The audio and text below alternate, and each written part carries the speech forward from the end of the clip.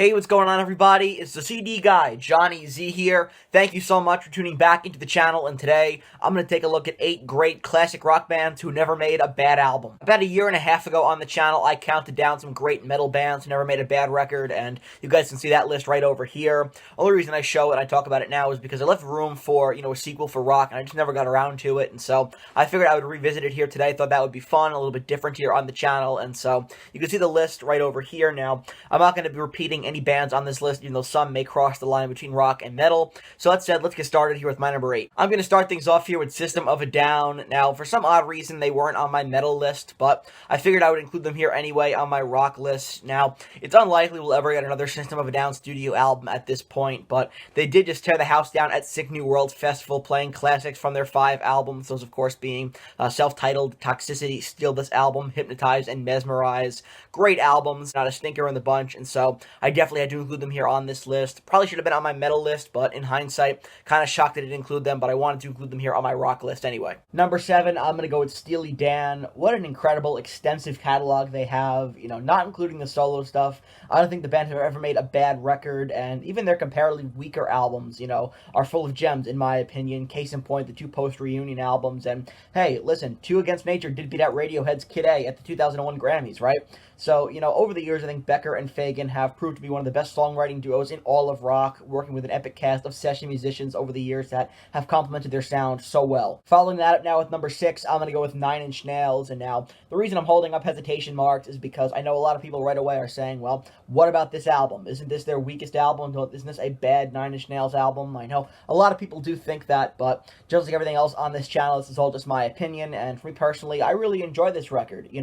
It's not their best, but I still think it's very solid with great tracks on here like Eater of Dreams, Copy of A, Come Back Haunted, All Time Low, Running, I Would For You. So there are some really enjoyable tracks on here in my opinion, so I don't think it's as bad as people say it is, and so with that in mind, I don't think Nine Inch Nails ever made an album that, is bad. Obviously, the classic stuff ranges from Pretty Hate Machine to With Teeth, and everything after that has been very solid as well, including hesitation marks, and I even really like the Ghost series. I think it's a tremendous showcase for Trent Reznor and Atticus Ross as a songwriting duo, being able to create really unsettling ambience in their sound and doing that in the studio. I think that's really cool, and so I don't know if we'll ever get another Nine Inch Nails studio album, or at least another proper Nine Inch Nails record, because Trent seems pretty comfortable these days, making soundtracks, but I guess time will tell. But, some might not agree with me putting Nine Inch Nails on this list. Again, hesitation marks. Some people might say that album sucks, it's not good, it definitely does disqualify them from this list. I don't feel that way at all, and so, I'm a fan of everything Nine Inch Nails have ever put out, and I think Trent Reznor is an absolute genius, so wanted to include them here on this list at number 6. Top 5 now, I'm going to go with Queens of the Stone Age. Josh Homme just has a great mind for music. He's been the only constant member of Queens of the Stone Age throughout their entire catalog, while many other talented musicians have come and gone through, and their self-titled debut, I think, from 1998 was a great reinvention of the stoner rock sound, and then they, of course, reached a more commercial success with the sophomore effort Rated R.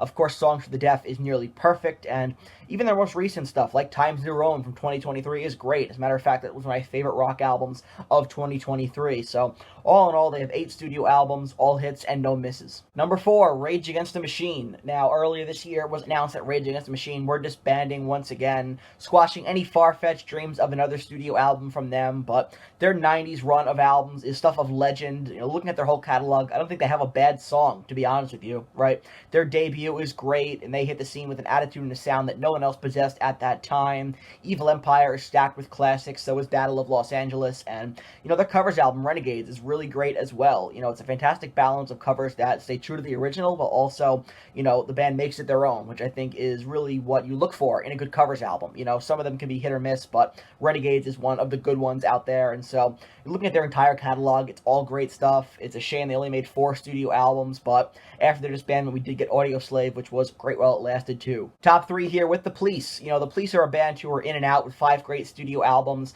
not a single bad one in the bunch between 1978 and 1983, and they covered a lot of ground in a short time, I think, right, with styles that range from reggae to punk, avant-garde, new wave, and pop rock, in those 5 albums, and they were on top of the world after the release of Synchronicity from 1983, and while it would have been extremely interesting to see where they would have gone next, they were done and would soon disband, leaving behind 5 stellar records in their catalog that I think still sound fresh today. So I think in a lot of respects, the band definitely did go out on top. At number 2, I'm going to go with Led Zeppelin. You know, the Led Zeppelin catalog was one of the hardest I ever had to rank on this channel when I ranked their studio albums. And their first 4 records, I think, are, you know, definitely blueprints for what was the early heavy metal scene. And then they got more experimental with the likes of Houses of the Holy and, of course, Physical Graffiti.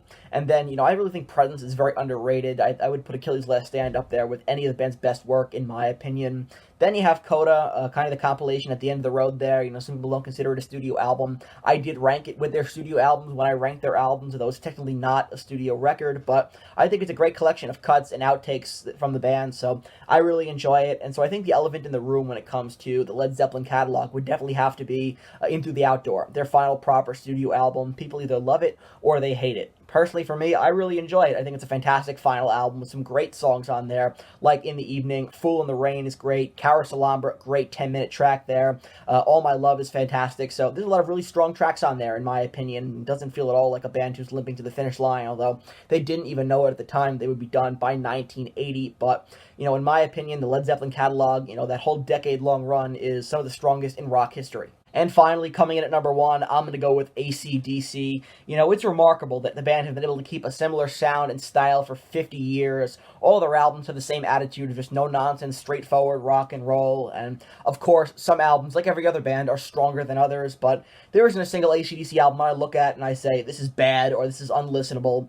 Even their weaker albums, comparatively, like Fly on the Wall or Blow Up Your Video, have great moments and overall continue the same vibe and atmosphere of their previous records. You know, when listening to acdc, I think you can probably divide the band's catalog into 2 eras, right? The Bon Scott stuff and then the Brian Johnson stuff. Regardless of which era you prefer, for me personally, I'm more of a Bon Scott guy, but regardless of which era you prefer, it's all stellar acdc material, and they've upheld a standard for years, from their debut with High Voltage in Australia all the way to their most recent album, Power Up, from 2020, and so there's 18 studio albums there, and not a single miss, in my opinion, so coming in at number 1, I gotta go with acdc. So that wraps up this list here of 8 great rock bands who never made a bad studio album, which you guys can see right over here.